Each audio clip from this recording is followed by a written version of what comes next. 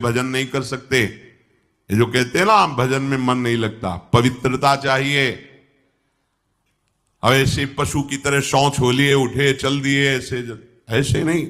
पवित्रता शौचाचार का निर्वाह कीजिए। लघुशंका भी जाइए तो जल लेकर जाइए। इंद्री का प्रक्षालन, फिर हाथ का प्रक्षालन, फिर 3 बार आचमन, राधा वल्लभ श्री हरिवंश, राधा वल्लभ श्री हरिवंश। जैसे शास्त्रीय विधान में केशवाय नमः, नारायणाय नमः, माधवाय। पवित्र रहिए। देखो भजन कैसे नहीं होता। सर्दी गर्मी सुख दुख आदि द्वंद्व हर्ष विषाद आदि जो है इनको सहना सीखो। भगवान भी आदेश करते हैं, मात्रा स्पर्शास्तु कौन्ते शीतोष्ण सुख दुखदा आगमा पायनो अनित्यास्तास्तितिक्षस्व भारत। जो इनको सह जाता है वही परम पदवी को प्राप्त होता है। थोड़ी सी गर्मी आहा, थोड़ी सी सर्दी आहा, पूरे जीवन गर्मी। पैर की त्वचा ऐसी हो गई थी कि बंबूल का कांटा टूट जाता था, घुसता नहीं था। जीवन में कभी पादुका ही नहीं, तो चमड़ी इतनी मोटी हो गई थी पैरों की। सर्दी गर्मी जैसा आप इसको, आप देखो यहां आप कौन सा स्वेटर पहनते हैं, जीवन में कभी नहीं।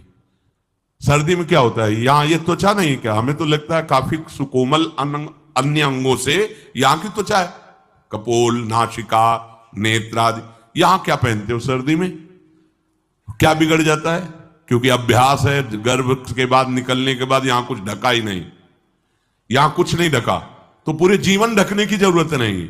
और अगर पूरे अंगों में न ढका होता तो पूरे जीवन ढकने की जरूरत नहीं। जो जंगल में दिगंबर महापुरुष रहते थे गंगा के किनारे कितने, तो उनको क्योंकि अभ्यास, और हमने अभ्यास किया कपड़े लत्ते का, तो अभ्यास हमने अभ्यास किया, एसी रूम का अभ्यास किया, गीजर से नहाने का वो अभ्यास किया, 3 काल गंगा स्नान वो अभ्यास। कुछ फर्क नहीं पड़ा इस जड़ शरीर में। इसको जैसे रखो।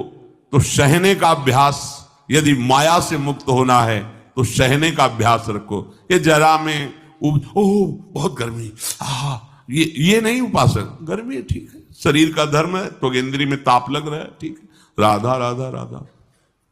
आप कहोगे प्रवचन करने से नहीं होता। कभी बिजली नहीं रखी ईद दाम में, कटवा के रखे थे? बिल्कुल नहीं। जितनी देर होश रहा आंख का हाथ से पंखा कर लिया, नहीं तो बस राधा राधा राधा। जो मिला मांग के खाया, कुछ आसन पे लेट। प्रवचन ही केवल नहीं रहे, अब तो जैसे जोई जोई प्यारो करे सोई मोहि भावे। नहीं, जानबूझ करके अपने शरीर को अधीन नहीं करना चाहिए। सुविधाओं की अधीनता, तुम भोगता नहीं, सुविधाएं तुम्हें भोग रही हैं। जितना तुम सुविधा भोगी बन जाओगे उतना तुम कमजोर हो जाओगे। सीधे प्रकृति का वार सहो, तुम महात्मा सुदृढ़ बलवान हो जाओगे। तुम्हारे आगे समर्थ शब्द लग जाएगा। जो प्रकृति के और विकारों के वेगों को सीधे सहता है उसे महात्मा कहते हैं। समहात्मा सुदुर्लभा यम ही न व्यत्यंतेते पुरुषम पुरुषर्षभ सुख दुख समा। जिसका सुख दुख समान भाव, किसी भी वेग की व्यथा से हृदय व्याकुल नहीं होता, वो भगवान को प्राप्त करने का अधिकार प्राप्त कर लेता है। इसलिए सहनशीलता। सर्वत्रात्मरेश्वरान वीक्षाम कैवल्य मनिकेतताम विवक्त चीर वसनम संतोषम एन केनचित। ये ध्यान रखो कि तुम कभी प्रभु से अलग नहीं हो। सर्वत्र भगवान है तो यहां भी है, सब समय में है तो इस समय में भी है, सब में है तो हम में भी है, सबके हैं तो हमारे भी हैं। हम कभी भी प्रभु से विलग नहीं हूं। एकांत सेवन तुम्हारा स्वभाव बन जाना चाहिए। चाहे जो हो, थोड़े समय के लिए तो एकांत बैठो। एकांत मिला तो मोबाइल का संग कर लिया, एकांत मिला तो मित्र बना लिए, बैठ के प्रपंच वार्ता कर रहे हो। नहीं, अगर भगवत प्राप्ति करनी, माया मुक्त होना है तो एकांत एकांत ही होना चाहिए। भले 100 लोग हैं, हमारा किसी से कोई संबंध नहीं, और हम बैठे हैं अपने आराध्य देव के चिंतन में, हम एकांत हैं। और गुफा में बैठे हैं, शरीर एकांत है, मन से चिंतन संसार का हो रहा है, प्रपंच में है, एकांत में नहीं है। एकांत शब्द का अर्थ समझना चाहिए। हम एकांत को सीधे गुफा या कहीं एकांत, ऐसे एकांत का अर्थ है एक के सिवा दूसरा कोई नहीं, अर्थात एकमात्र भगवत चिंतन में डूबा हुआ उपासक बाजार में बैठा हुआ भी एकांत है, सभा में बैठा हुआ एकांत है, और प्रपंच का चिंतन करने वाला बंद कमरे में भी प्रपंची है, गुफा में भी प्रपंची है। जहां आप रह रहे हो उसे ये मेरा घर है ऐसी भावना का त्याग कर दे। अनिकेत ये भगवान का दिया हुआ वास स्थान है, कुछ समय के लिए इसमें शरीर निर्वाह कर रहे हैं, ये भी छूटेगा और ये भी छूटेगा। जैसे स्टेशन में बैठा आदमी आराम से, पर वो बैठा इंतजार कर रहा है कि कब हमारी गाड़ी आवे और उस पर हम यात्रा करें। बस ऐसा ही कुछ स्टेशन जैसा विश्राम है, कब मृत्यु आवे, शरीर छूटे, हम प्रिया प्रीतम को प्राप्त हो। ये न मेरा था, न मेरा है, न मेरा रहेगा। ये न मेरा था, न मेरा है, न मेरा रहेगा। गृहस्थ हो तो पवित्र वस्त्र पहने, और त्यागी हो तो जैसे मिल जाए भगवत कृपा से वैसे वस्त्र पहने। प्रारब्ध के अनुसार तुम्हें जैसी व्यवस्था मिली उसमें संतोष करना सीखो। प्राप्ति के लिए खास बात ध्यान रखनी है, अपनी उपासना में दृढ़ श्रद्धा रखो और सर्वश्रेष्ठ भाव रखो, पर दूसरे किसी की भी निंदा ना करो। अगर किसी की भी निंदा करोगे तो फिर माया तुम्हें मुक्त होने नहीं देगी। मन को, वाणी को, शरीर को संयम में रखो, अर्थात भगवत भजन, भगवत वार्ता और मौन। मन का संकल्प विकल्प रहित होना, विषयों का चिंतन न करना, प्रभु के रूप का, नाम का, धाम का, लीलाओं का चिंतन करना। शरीर का शास्त्र संयम से वर्ताव करना। अब माया मुक्त होते चले जाओगे। इनमें किसी में भी त्रुटि ना हो, सावधानी रखो। अपनी इंद्रियों को सावधान रखो, किसी के दोष न देखने पावे। कोई गलत चेष्टा देखेंगे तो ये भी गलत करने के लिए तैयार हो जाएंगी। हे राजन, श्रवणम कीर्तनम ध्यानम हरेरद्भुत कर्मणः जन्म कर्म गुणानां च तदर्थे अखिल चेष्टिता। श्री भगवान के बड़े अवतार हुए हैं, बड़ी अद्भुत अद्भुत लीलाएं हैं। प्रभु का प्रकट होना, लीला करना, दिव्य गुणों का वर्णन। यदि आप इनको गाएंगे लीलाओं को और श्रवण करेंगे तो मोह की बात क्या, महामोह का भंजन हो जाएगा। बड़ी सामर्थ्य भगवान के चरित्रों की, महिमा बड़ी है। अगर इनको आप सुनेंगे, बार बार सुनेंगे, तो आपको और कोई साधन करने नहीं पड़ेंगे, अपने आप सब साधन प्रकाशित हो जाएंगे। जहां कहीं कभी भी किसी का उद्धार की बात आई है तो भगवत चरित्र सुनने से ही आई है। शरणागति श्रवण से ही प्रारंभ होती है, भक्ति भी श्रवण से ही प्रारंभ होती है, पूर्णता भी श्रवण से ही होती है। श्रवण सुजस सुनी आयऊ, और श्रवणम कीर्तनम स्मरणम। पहला श्रवण, खूब भगवत चर्चा सुनने का स्वभाव बना लेना चाहिए। पर देखा जाता है कि 20 वर्ष भगवत चर्चा सुनने पर रंग नहीं आता, क्योंकि ये तो बना लिया स्वभाव कि जहां भी कथा हो रही सुन रहे, और बाद में निकले तो बख्शते वो किसी को नहीं, सबकी निंदा करते। बस किसी एक की प्रशंसा, एक की निंदा, तुम्हारा सारा का सारा सत्संग बेकार हो गया। अगर सत्संग को सुरक्षित रखना है तो ना किसी की स्तुति, ना किसी की निंदा, जो सुना है उसको अपने जीवन में मनन करते हुए उतारे।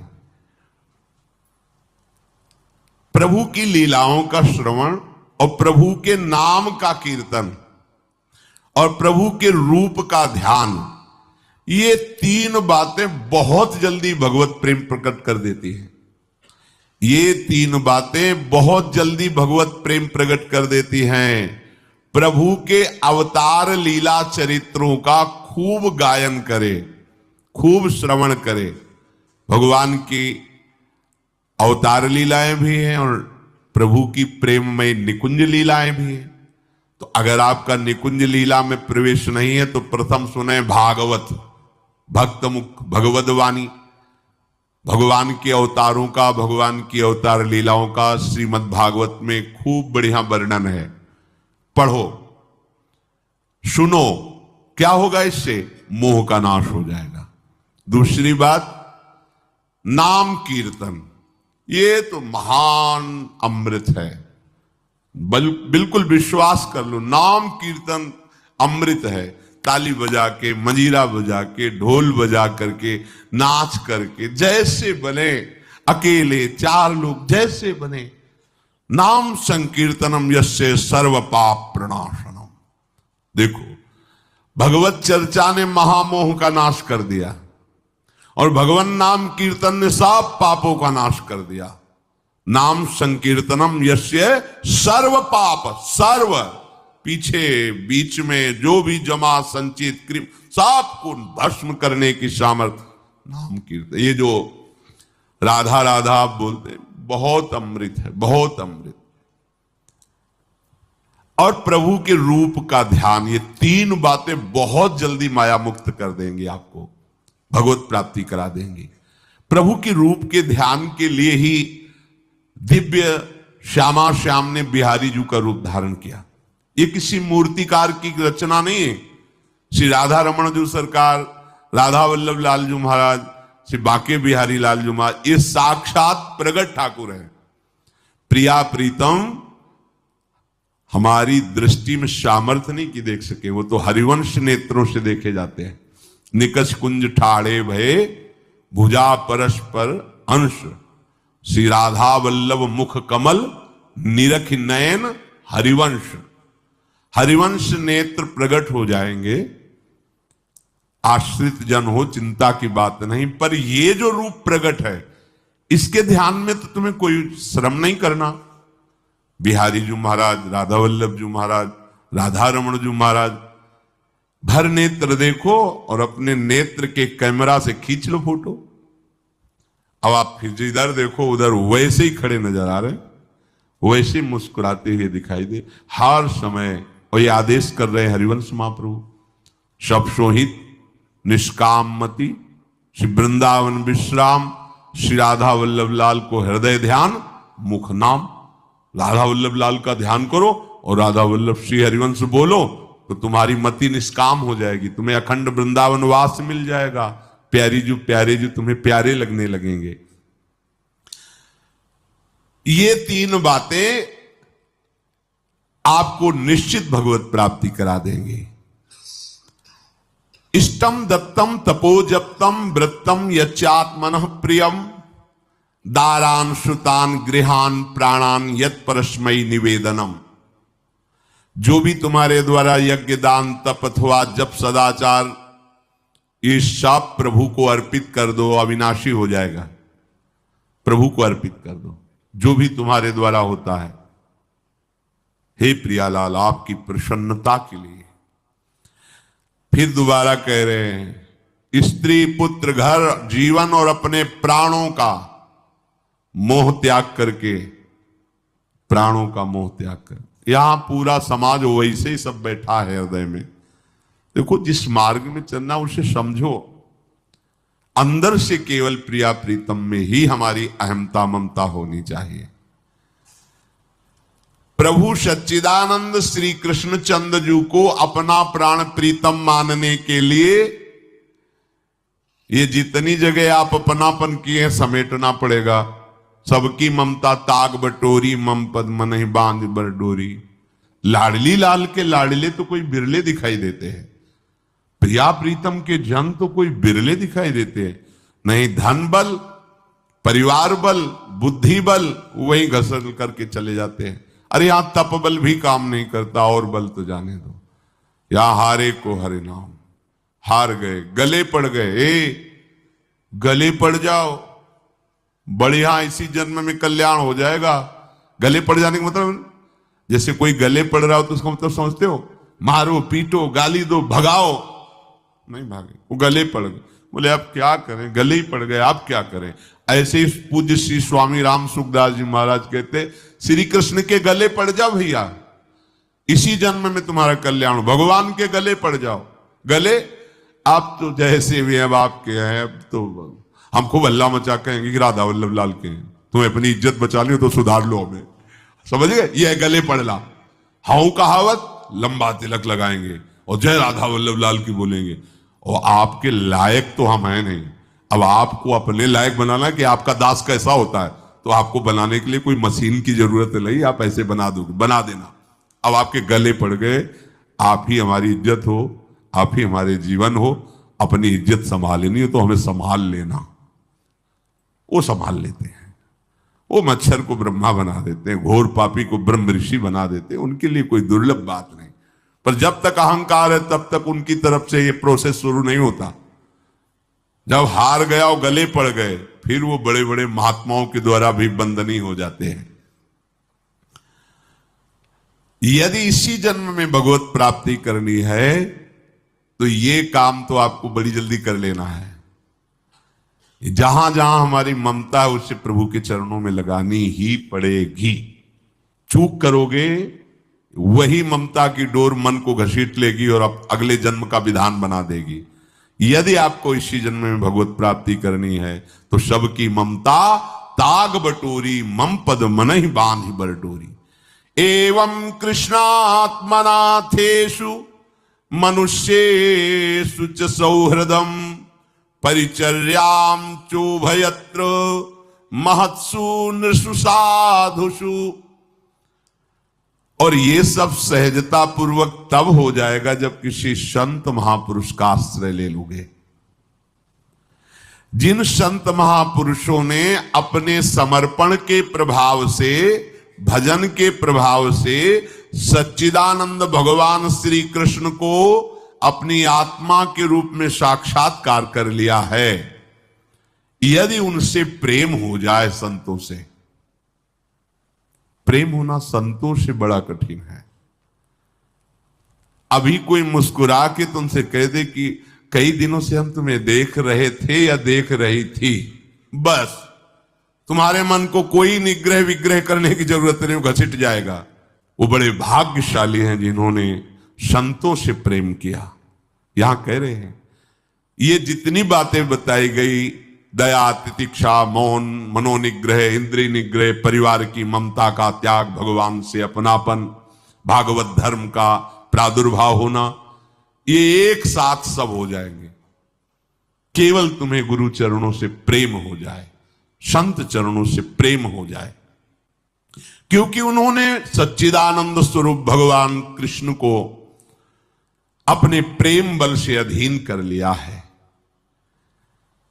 यदि परोपकारी संत जनों से हमारी प्रीति हो जाए तो हमारा स्वभाव बदल जाएगा। संतों से प्रीति है, ये तुम्हारे स्वभाव से परिचय मिलेगा। क्या? परस्परानुकथनम पावनम भगवद्यशः मिथो रतिर्मिथस्तुष्टिर निवृत्तिर्मिथयात्मनः। जब संतों से प्रेम हो जाता है तो स्वभाव बन जाता है क्या? भगवत चर्चा करने का। अपने लोग जब नई अवस्था में तो भिक्षा के लिए चले और आगे संत मिल गए, 2-2, 3-3 घंटे धूप में खड़े भगवत चर्चा हो रही, नीचे धूल जल रही, ऊपर से सूर्य ताप है और खड़े 2-2, 3-3 घंटे चर्चा हो। शाम की किसी बात पर छिड़ गई तो ये शास्त्र 12-1 रात्रि के बज रहे, वो प्रसंग पूरा और उसका निर्णय, रात दिन उसी की चर्चा। स्वभाव बदल जाएगा, कुछ और अच्छा नहीं लगेगा। परस्परानुकथनम पावनम भगवद्यशः, परम पवित्र करने वाले भगवान की बातें वो परस्पर करने लगते हैं। यदि संतों से प्रेम नहीं तो जहां दो मिलेंगे वहां संसार की वार्ता होगी। संत प्रेमी जब मिलेगा तो भगवत चर्चा होगी। ये पहचान है परस्परानुकथनम पावनम भगवद्यशः। आपस में इकट्ठे होकर नाम कीर्तन करना, भगवत चर्चा करना। पर मिथोरतिर, जो प्रपंची लोग हैं उनसे उनका संबंध नहीं होता। मिथस्तुष्टि, जो भोगी लोग भोगों में सुख प्राप्त करते हैं, उपासकों को उसमें नहीं। जब भगवत चर्चा होती तो ऐसी तृप्ति होती। 1 घंटा चर्चा हुई, आनंद मगन हो गए। आहा, आज हमें प्रभु का यश सुनने को मिला, आज भगवत भक्त का संग, हृदय पावन होने लगता है। आध्यात्मिक शांति का अनुभव उन्हीं उपासकों को होता है जो प्रपंच वार्ता न करके परस्परानुकथनम पावनम भगवद्यशा